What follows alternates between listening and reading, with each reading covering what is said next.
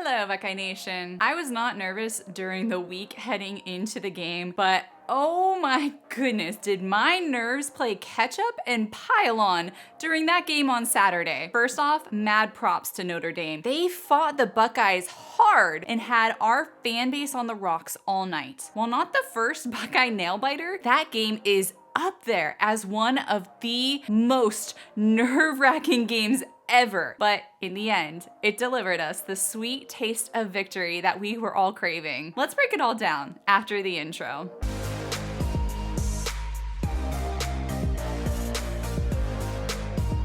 Welcome to Buckeye Football Fangirl. If this is your first time here, my name is Lisa and I'm the gal behind this channel. A huge thank you to every single one of you who watches these videos of mine.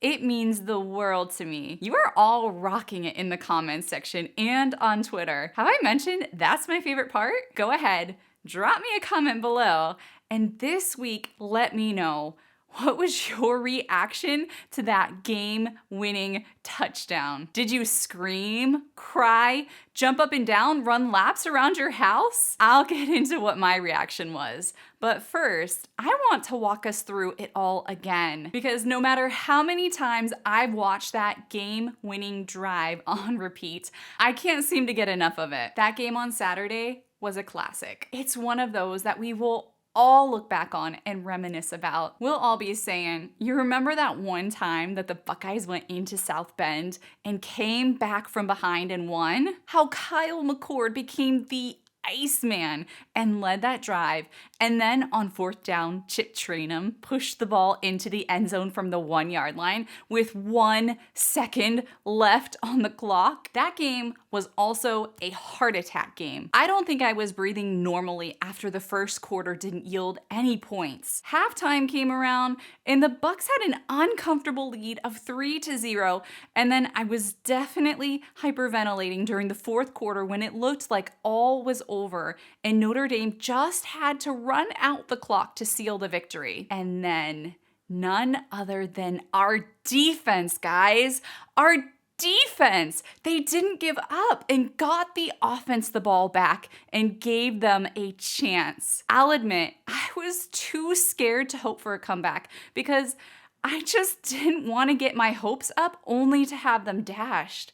I mean, I was at that TTUN game last year when I held onto hope through the end of the fourth quarter, hoping for the same thing, and it didn't come. That letdown was brutal, and it left scars and is still a bit too fresh in my memory. But you know what? This team freaking didn't give up. That alone makes my heart swell up with Ohio against the world pride. Kyle freaking McCord, with veins of ice, stayed calm, cool, and collected in the middle of that hostile environment, and he pushed the ball right down the field. It took converting on multiple third and fourth downs to get the ball to the 1-yard line, but the offense moved quickly, not wasting time and not drawing false start penalties and shooting themselves in the foot like we've seen sometimes. And then we're on the 1-yard line with mere seconds left and 2 shots, and I still barely dared to hope. And somehow,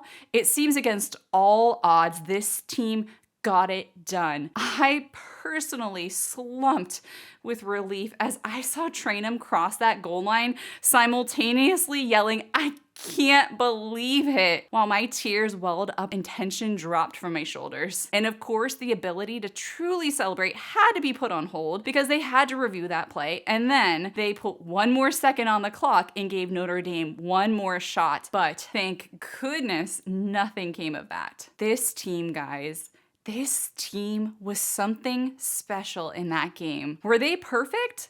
Nope, absolutely not. But they kept on fighting. Are there still things to work on? Heck yeah, there are. But they showed grit and tenacity when this fangirl right here was too scared to trust that they'd do it. I am making a conscious choice to let the sweetness of a victory and the joy of still being undefeated be my focus, instead of nitpicking on all the things that they did wrong that force them to make the last minute game winning drive. Because you know what? Life is short. And this football season is shorter. This team did something absolutely incredible, and that deserves to be celebrated. So I am savoring this. I'm soaking in this victory for these next 2 weeks, and thank goodness it's a bye because I need the extra time to recover from the intensity of that game. I'd like to extend something that's been on my mind too. Can we as fans collectively drop the need to see perfection from these young men